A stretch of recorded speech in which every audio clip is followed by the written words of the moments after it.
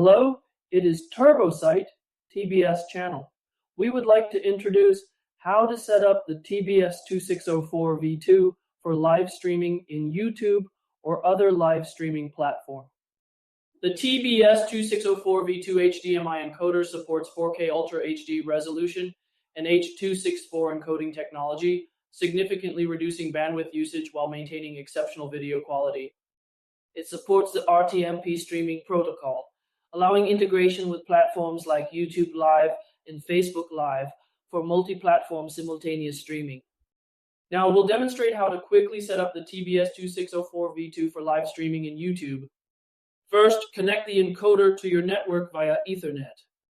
Then, log in to the encoder's management interface, go to mainstream setting, configure the bitrate and other parameters as you need, select the RTMP protocol, and enter the streaming URL and stream key from YouTube. Finally, click Apply, and your live video will be transmitted to the platform in real time, delivering a professional live streaming experience.